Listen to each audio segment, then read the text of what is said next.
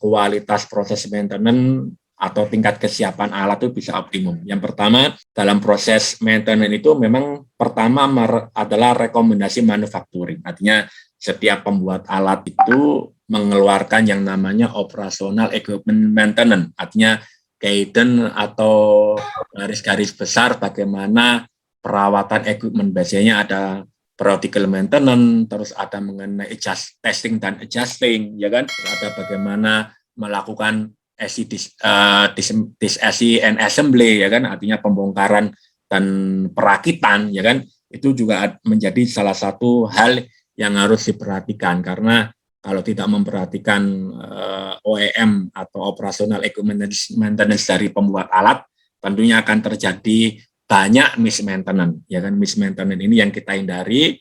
Makanya pertama adalah rekomendasi manufacturing. Terus berikutnya pengalaman operasional dan sejarah equipment. Jadi jikalau misalkan satu perusahaan, ya kan, atau satu lembaga atau satu mining industry ini punya operasional alat itu yang sudah lama, artinya sudah pernah melewati satu cycle lifetime dari equipment, ini tentunya punya historical kerusakan atau historical pengerjaan maintenance maupun repair. Jadi makanya memang untuk melakukan sejarah equipment ini memang diperlukan satu sistem computerized maintenance management system, artinya sistem maintenance yang terkomputer, ya, karena memang sejarah equipment ini, ya kan, mulai dari kapan dioperasikan, kapan commissioning, terus mulai dari running, mulai dari HM unit itu 0 sampai proses general overhaul atau proses rekondisi,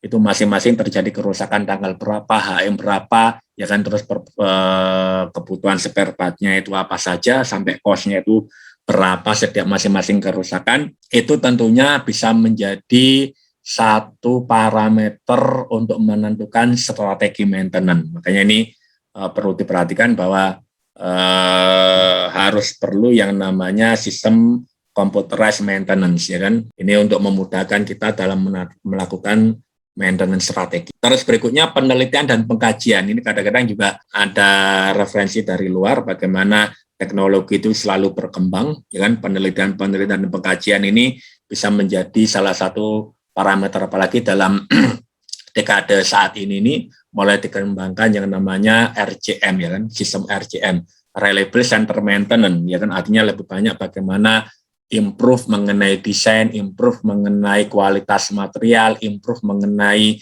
rekayasa engineering mengenai alat-alat equipment. Itu juga bisa menjadi hal yang bisa didorong itu sebenarnya dengan penelitian dan pengkajian. Jadi kita cukup membaca literatur, ya kan, terus kita lakukan trial di tempat kita, ya kan, tentunya nantinya rancangan percobaan ditentukan, didesain untuk mengurangi risiko. Terus berikutnya salah satu parameter berikutnya juga studi banding. Kadang-kadang juga pada satu jenis itu rekan-rekan atau bapak-bapak sekalian bisa melakukan benchmarking. Tentunya benchmarking pada satu perusahaan yang sistem perawatannya itu lebih bagus. Ini perlu benchmarking. Kira-kira di perusahaan A ini mengenai perhitungan atau kompetensi orang seperti apa, terus pencapaian komponen utamanya mulai dari engine, ya kan, terus PTO atau hydraulic pump, transmission atau differential atau van der Drive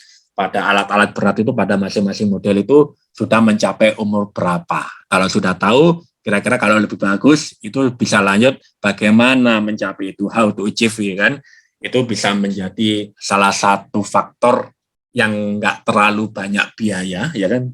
Cukup dengan benchmarking, mencari informasi, ya kan, mencuri dan mengadopsi. Kalau hal bagus itu bisa menjadi salah satu hal yang mudah bagi praktisi maintenance itu untuk melakukan adopsi atau define maintenance strategi sehingga bisa mendapatkan proses maintenance yang lebih bagus dan ujung akhirnya proses maintenance yang bagus adalah mengenai achievement dari KPI result atau tingkat kesiapan alat yang cukup bagus. Ya, terus kunci sukses terjadinya performa yang prima bagi heavy equipment ini tadi, ya kan, ada hubungan antara plan operation yang tadi sudah kita bahas di depan, ya kan. Next, saya lanjut. Ini berikutnya ini sekitar